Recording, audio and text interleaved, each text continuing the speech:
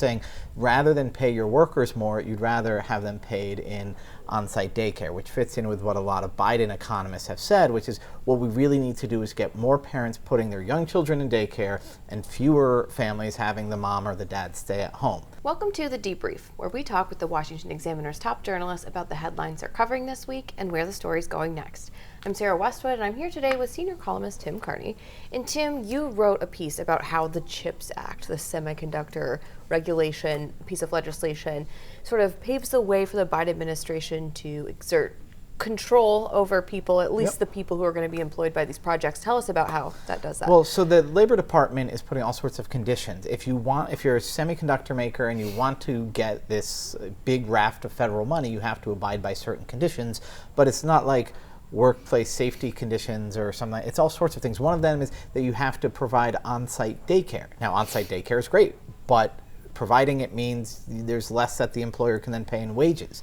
So it's actually getting involved just in the culture wars. It's saying rather than pay your workers more, you'd rather have them paid in on-site daycare, which fits in with what a lot of Biden economists have said, which is what we really need to do is get more parents putting their young children in daycare and fewer families having the mom or the dad stay at home. That's a culture war issue, not a, let's protect our semiconductor industry issue. So this national defense issue, they're replacing with a culture issue. And I think the broader theme is Democrats seeing that if they hand out more money to businesses, it's easier for them to tell the businesses what to do.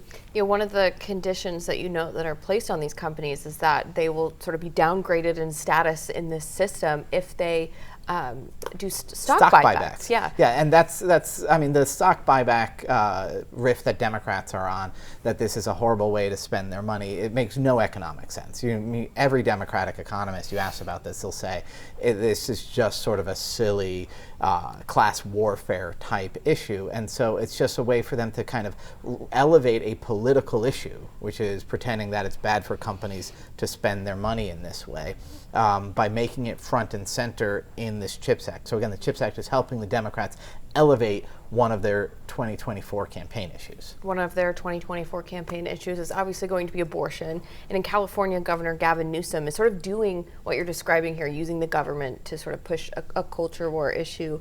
Walk us through what happened this week with Walgreens in California. So Walgreens has announced that in more than 20 states, it's not going to sell the abortion pill. This came after pressure from Republican attorneys general who had said, many of them in states where abortion is illegal, saying you guys should not be selling, medication that performs abortions. And so this really upset Gavin Newsom, who said, okay, well, we are cutting out our $50 million contract with Walgreens. This contract has to do with getting prescription drugs to inmates. So now he'd rather have his inmates not get their medication than do business with a company that is selling abortion pills in California but not selling them in Utah. So this is, again, another situation.